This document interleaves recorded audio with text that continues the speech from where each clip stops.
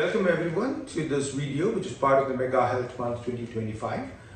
Mega Health Month is an initiative by Malayali Engineering Graduates Association to promote health and well-being of its members. So this has been an initiative which is going on for the last few years, and this year we kicked it off with a yoga session as well as trail walk, and this is the second part of that series. So for this series, Dr. Krishnakumar Nair, as a good friend of mine, has agreed to join us for this conversation. I am Binu Vijay Shankar, and I've been a member with Mega from 2012 onwards, and I'm excited to be part of this conversation. KK does not need any introduction. He is being part of a lot of Mega events, and a lot of us would have seen him participating with us in these events. So for those of you who don't know KK, as a quick introduction, he's the Program Director for Cardiac Electrophysiology at University of Toronto for his 3 accredited electrophysiology fellowship programs. He's also the Fellowship Program Director for Cardiac Electrophysiology at University Health Network. Dr. Nair's clinical and research focus is on ablations and devices in adult congenital heart diseases. So welcome KK again, and truly appreciate you volunteering and taking the time for this event that we are having. So to quickly get into a conversation about health, as a generic thing that we need to know, what are the most common signs of a heart disease, and what is it that the people need to be looking out for when we are talking about heart health in general? What is it that we should do, we shouldn't do, watch out for, sort of a conversation that's to start off. Yeah, thank you, Binu, and thank you to the organizers at Mega for giving me the opportunity, and thank you for the excellent coffee. So I think one cardiac symptom that all of us are aware of, is chest pain. Commonest or most dangerous differential diagnosis is cardiac pain.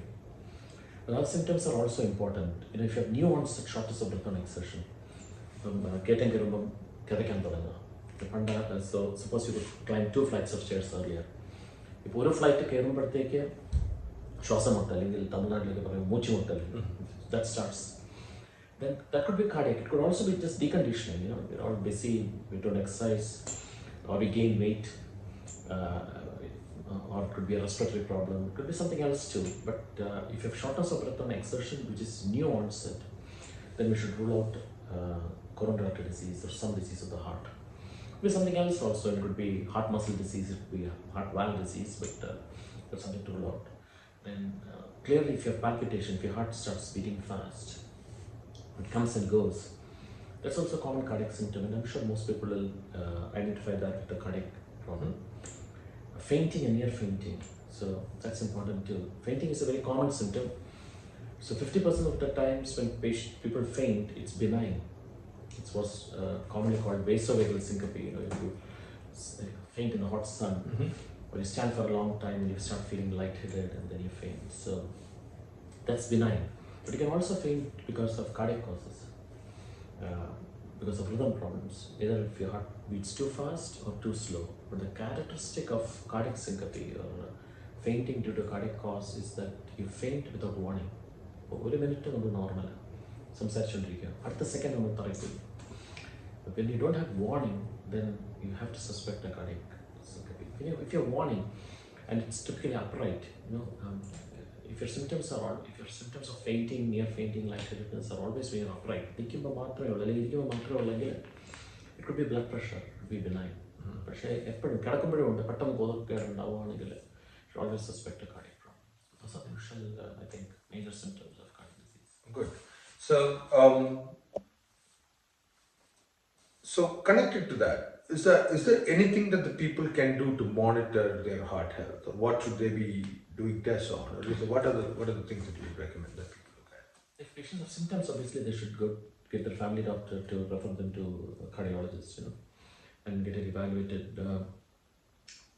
Otherwise, if you faint, then probably it's best if it's after working hours. I think it's best to go to the emergency. If you have prolonged chest pain, lasting for say 20 minutes, associated with shortness of breath or fainting, near fainting, things like or sweating, then I don't think you should stay at home, and you should not wait for an appointment with the family physician. You have to go to the emergency. Okay.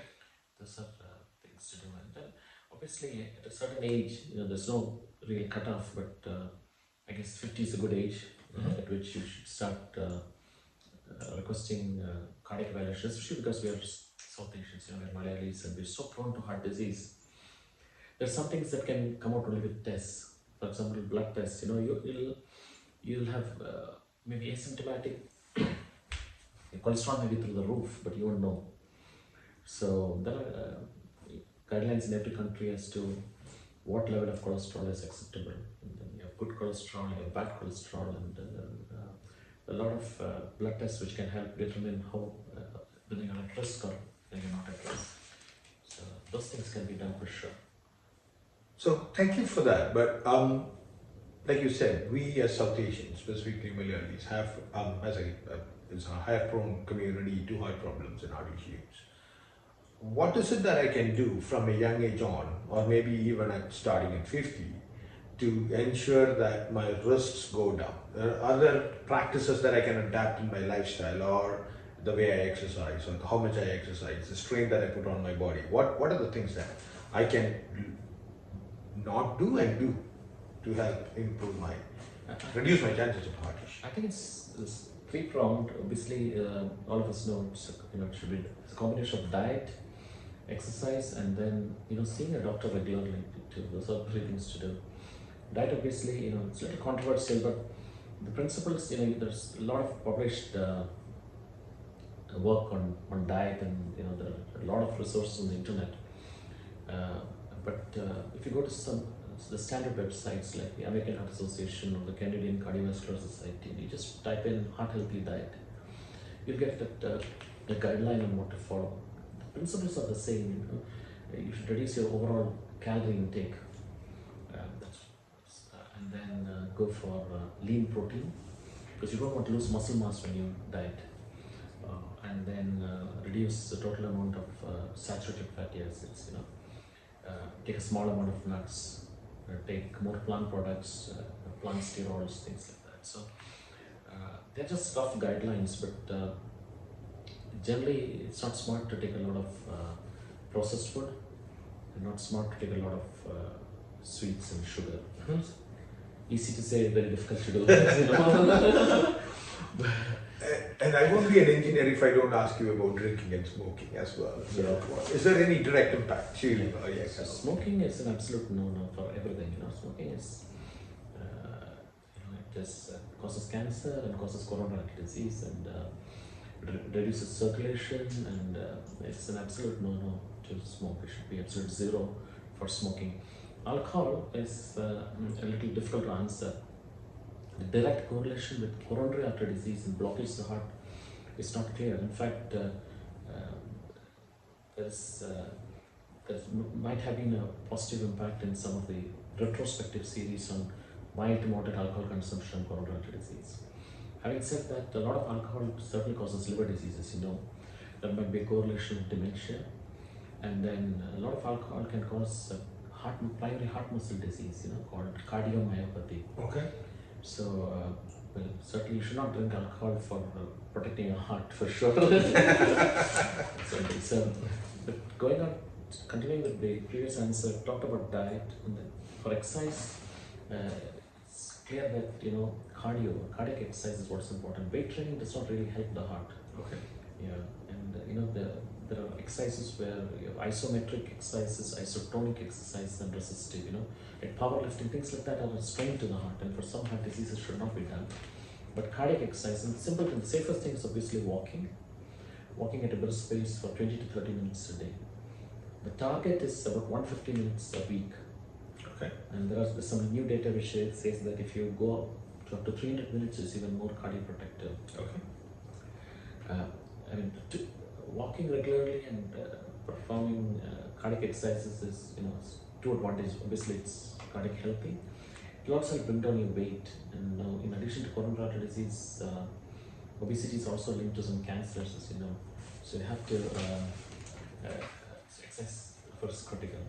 Before we move on to some of the more critical ones, I've heard two parts of this conversation. One is, don't strain too much because you need to be taking care of your heart. Another is to say, ensure that you are training really hard, and you can be, the more lean you are, the more stronger you are, your heart is better.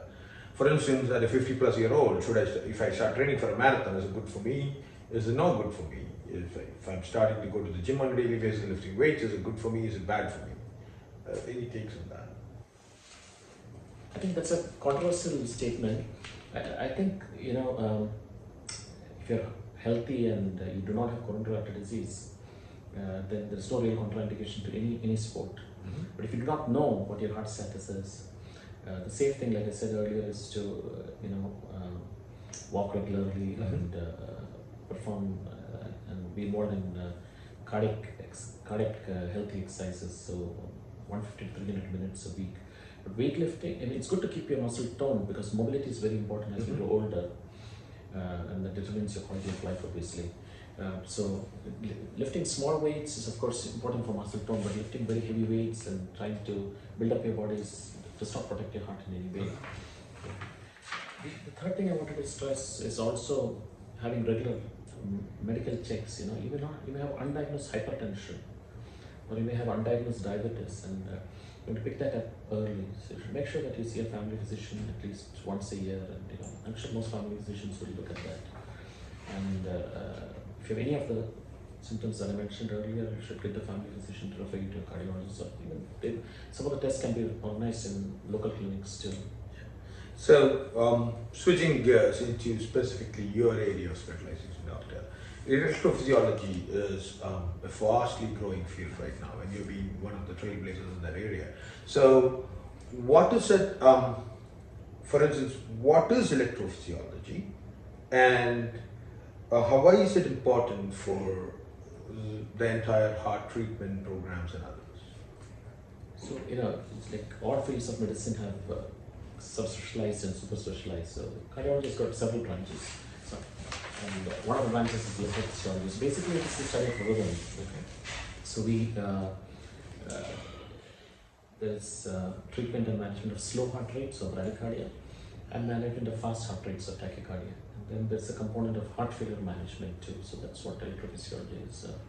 Bradycardia treatment means essentially we looking at pacemakers. Okay. So those are devices that support heart rate, but they're not protect you from fast heart rates. Then there are the defibrillators, which protect you from dangerous fast heart beating. Okay. Essentially, they're for fast heartbeats, rhythms that start in the lower chamber of the heart. Mm-hmm. And then there are the heart failure devices, where they are types of pacemakers which can improve the pumping function of the heart. So that's basically electrophysiology. So, if electrophysiology is study of heart rates and heart rhythms, today we get a lot of wearables, including the one I'm wearing right now, which talks about telling you about your heart rates and heart rhythm. Are they helpful, or are they more of a hindrance? So the wearables are, again, it's a little controversial, but the modern watches are quite accurate, though they're not perfect till date. But some conditions like atrial fibrillation are sometimes picked up by the watch. When you say I didn't get the word. It's atrial fibrillation. Atrial fibrillation. So that's one of the common arrhythmias that arise in the upper chamber of the heart. The importance of atrial fibrillation is that if you have a few risk factors, then atrial fibrillation can predispose to a stroke. How that happens is the atrial fibrillation essentially means that the upper chamber of the heart is not contracting regularly. Regular heart rhythm is, say, between 60 to 100 beats per minute. So the heart contracts and is able to expel blood. During atrial fibrillation, the upper chamber of the heart, or the atrium, contracts between 400 to 600 times a minute. So the contractions are not complete. So blood can stagnate and form a clot, and the clot can embolize or get discharged, expelled from the heart to say the brain and produce a stroke. Okay. But atrial fibrillation is a risk factor for a stroke only in some situations, like the age is more than 65, when you have hypertension or diabetes or a previous stroke. And there's a list of risk factors. So if a 70-year-old say finds atrial fibrillation on their watch, and they confirm that the doctor, with the Holter monitor or an ECG, then they need a blood thinner. So that way it helps. But sometimes the watch is unfortunately overcalled.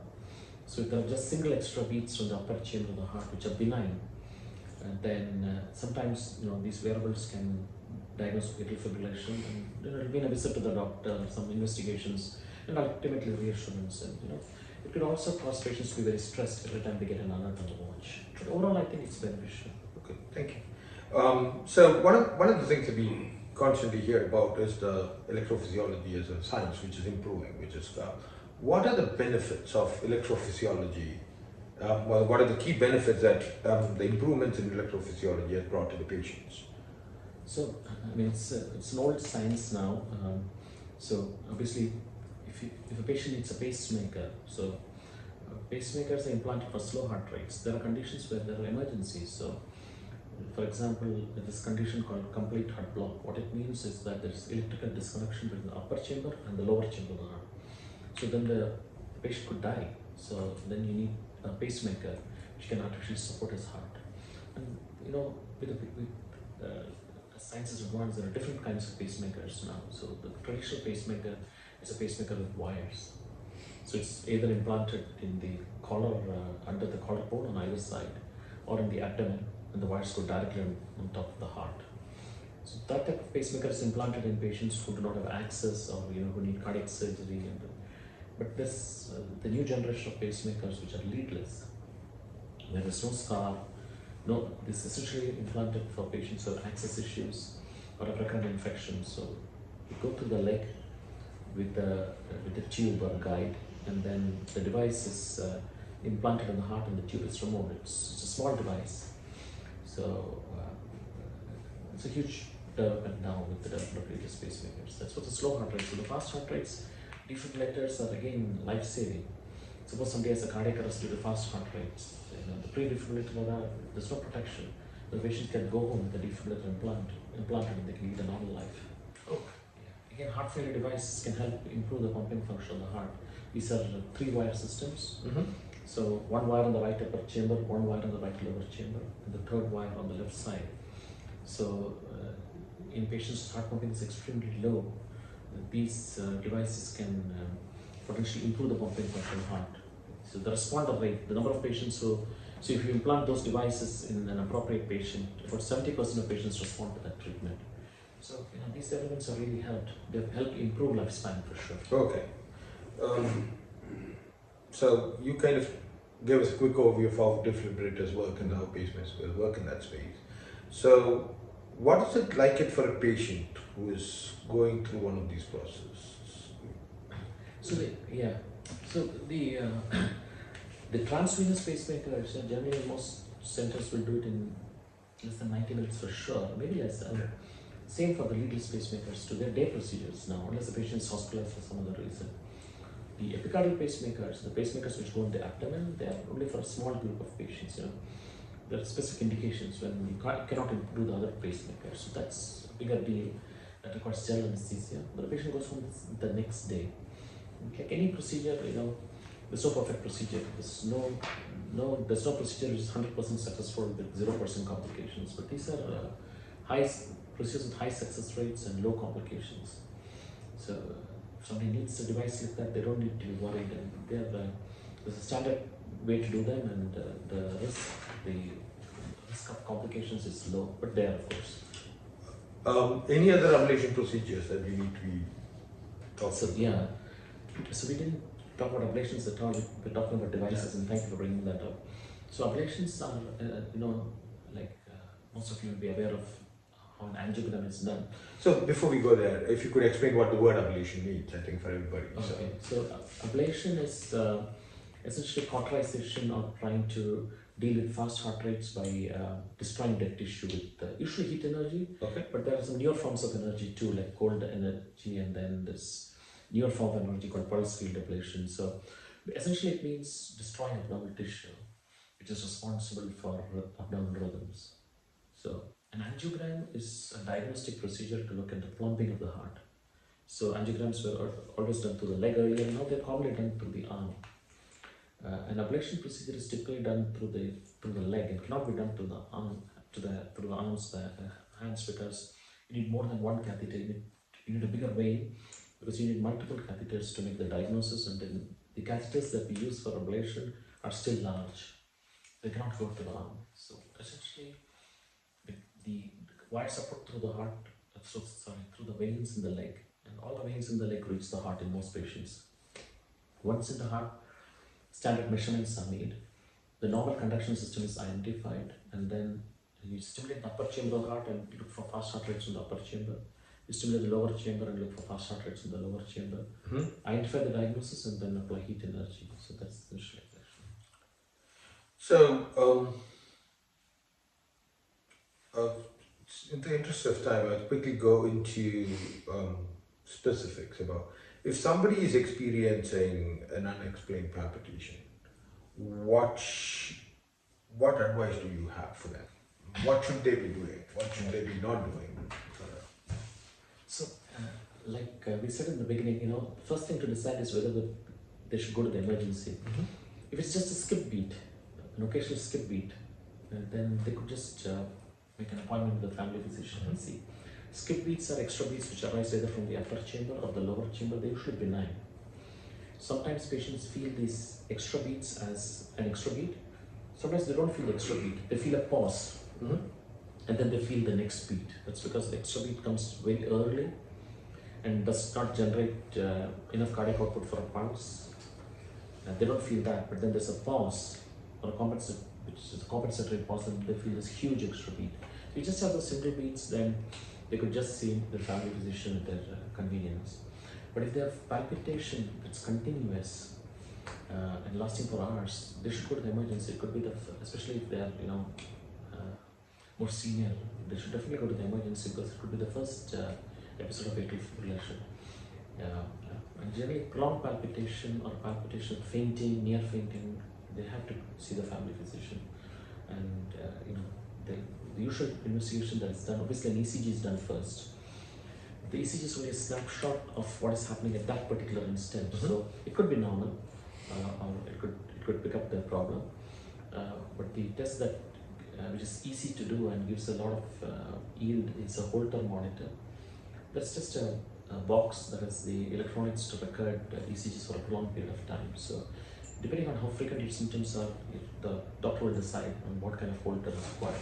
If you just have one symptom in 10 days, so far you're doing a 24-hour Holter, you have to do like a 2-week Holter, so you can get symptom-driven correlation. That's the usual way to make this diagnosis. To make it back to a more generic conversations, we did cover a lot of heart issues and what kind of tests we can do for them. You also initially talked about getting your hearts checked out.